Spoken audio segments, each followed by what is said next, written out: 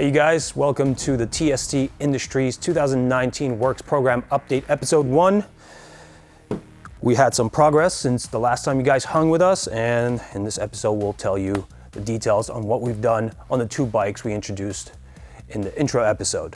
In front of me you see our 2019 Yamaha R6. We stripped this thing down. It was basically a hanging frame and motor. We took out the electrical harness, we took everything off of it, subframe, all the rear section electrical components, the entire front end was off, all the fairings are gone. Those are non-existent at the moment. We replaced the fairings with this new brand of fairings that we're going to be carrying. It's called Bikesplast. They come from Czech Republic. This is really high-end stuff, fits really nicely. All the holes that we had to drill lined up perfectly with all the mounting locations. We also got the DB holders, rear subframe, and upper stay. Those also worked really well. We've used those on other bikes before, so we're really comfortable using them. They're lightweight and they do the job really well, and they're much less expensive than the OEM components when you crash up. We replaced the air duct, got a little clever with that.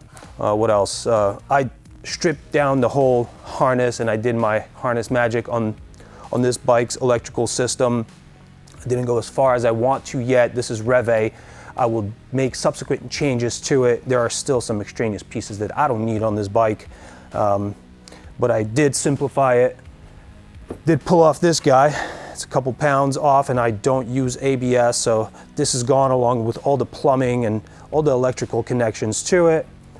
Unfortunately, when you remove that off these bikes, you lose the wheel speed sensor data getting over to the ECU, so I had to do something about that. I designed a circuit that goes in between and forwards the data from the wheels to the ECU. So that whole chunk is gone from under here. If I crash, I can still go if all my controls are intact, if the bike is not crashed up too much. In the case that this thing gets damaged, hanging off the side here, who knows, maybe there is no way to keep going. So I made this bike more practical for race use. I pulled off, this is what I retained from the electrical system, just to have some wires, and I pared down to only one fuse box. This extra fuse box was unnecessary. Got rid of the AIS, air injection system, for the exhaust, so that whole thing came out. All the electricals for that came out. Mounted an Olin steering stabilizer up on the front. I did have this bike on the track before, and the front end would get loose under acceleration and certain deep lean bumps, so this really does help. I have a Rev 2 quick throttle on here. I do have the progressive reel in there, and I feel like I could just use a shorter linear reel, so that will be changed for the next revision. We did a slipper clutch from Dyno in here. I actually got to test it this last weekend. It's phenomenal. I went with the 37-degree ramp angle. It's not the most aggressive. It's just their run-of-the-mill slipper clutch, but man, Dyno really did a great job making that thing. Going into corners, just slap, slap, slap, taking gears down, and it just goes in. We did our TST Industries lever for the clutch here. Obviously we have a Brembo Master for the front, so we don't need to replace the lever, but here we did one of our own TST levers. We have a master arm that is easy to access. Obviously you don't want to fiddle with keys.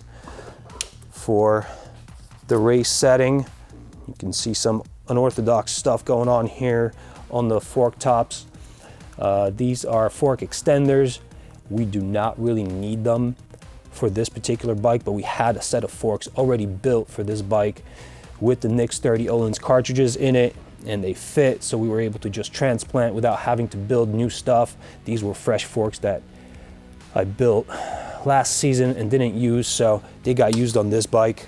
In the rear we have the Öhlins TTX GP shock. We just mounted it.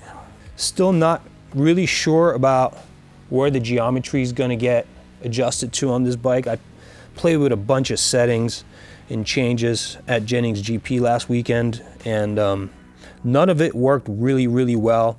I haven't ridden one of these bikes in a long time. I haven't really done much of a setup job on any of these bikes in the recent history, so it's going to take me some time to get it perfected, but we'll get there, and by the time race season starts, we'll have a solid package. You can see here we have the Gillis Tooling FXR rear sets. These things are really nice. Man, the OEM stuff is just in the wrong position for me, and I had to lock down the pegs from folding because they move around a lot. They're spring loaded, so I had to jam them up. These guys are solid, and I've crashed FXRs before on the R3, and typically all that happens is you damage the peg and get back in the pits, replace it, and you're good to go. These things are really robust. We have Cormoto lines. We always use Cormoto. Luke over there hooks us up with anything we need. It's a really good product, and that's what we sell here at TST Industries. See here we have a full exhaust by Yoshimura. This thing screams, it's loud. It's almost a little bit too loud. So we had to put the quiet insert in it just to mellow it down a little bit. For the tuning package, we have FT ECU. We've unlocked the ECU and reflashed it.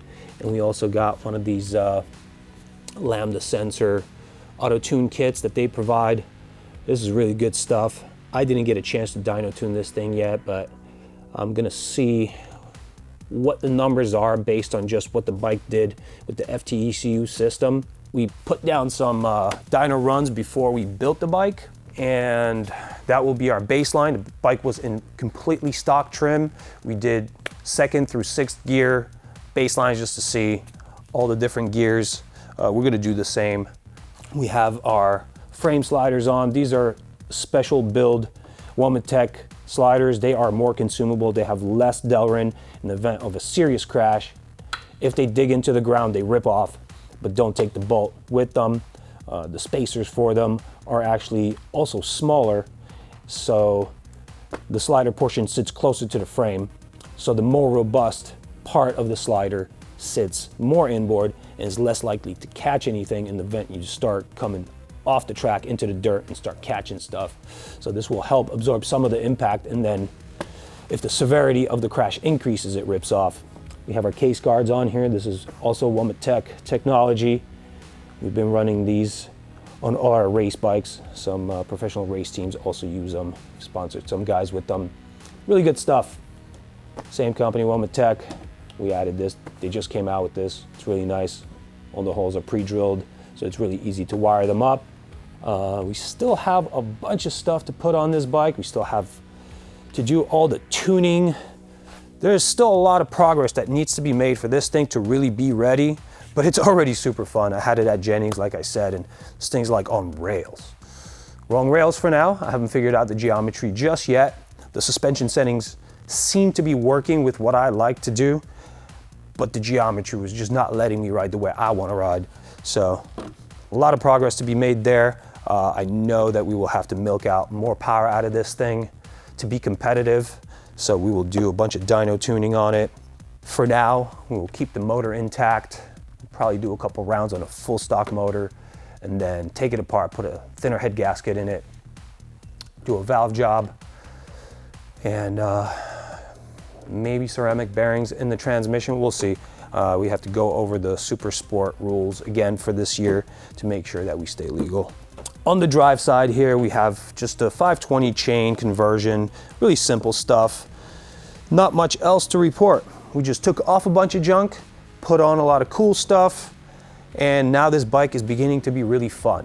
And I think that's it for the update on the R6. We'll go over to the Ninja 400 next.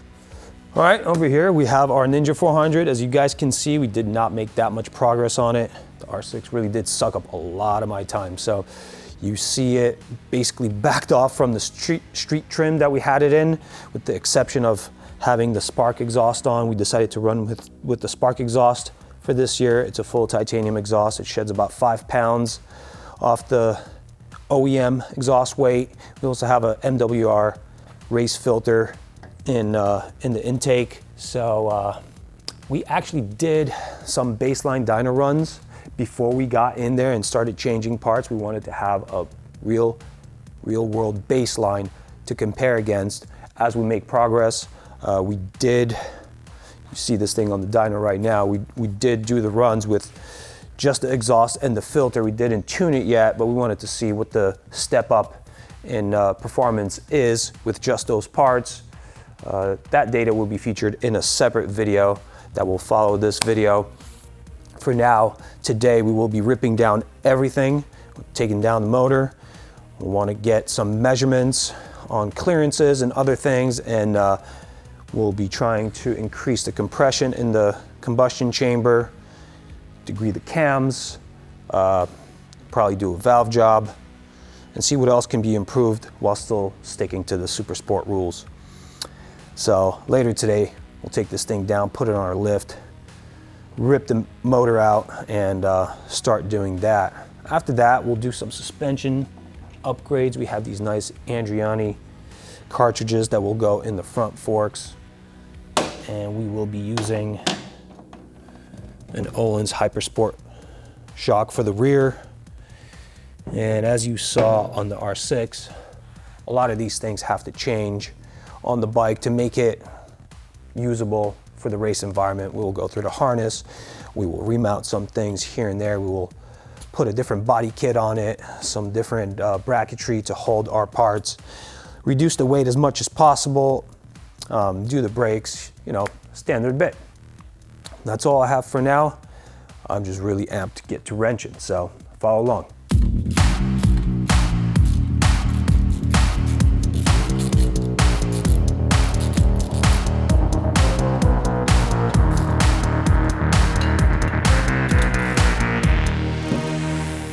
All right, so here's where we're at. Cooling system's off, the body work is off, gas tank's off, throttle bodies are off, intake, everything's off. We have cracked loose the engine bolts, the motor's ready to come down, all the wiring's disconnected, grounds are disconnected. We're basically just gonna take this bike down and get under it, take off the fasteners, I'm gonna pull it out. Pretty simple, let's go.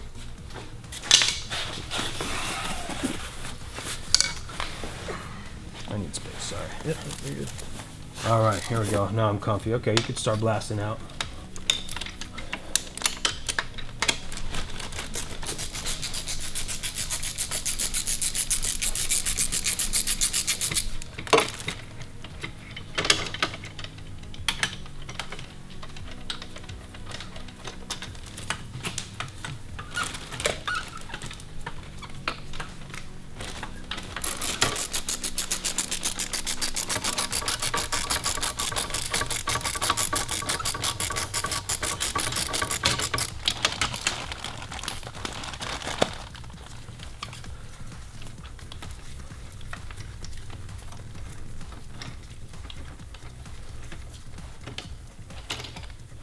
I think the back bolts should come out first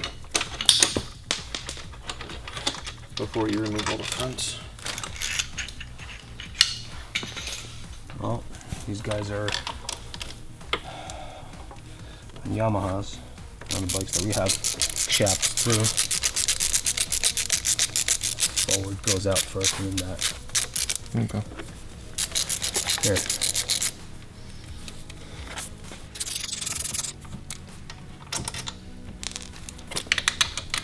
I am holding it, so You are holding it? we're not. I'm not putting any flex on those bolts.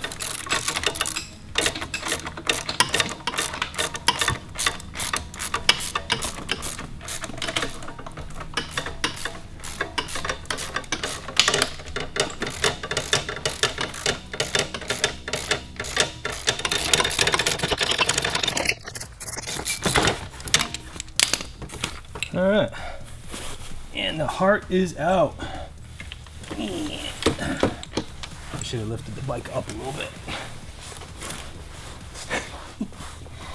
Shimmy, shimmy. All right.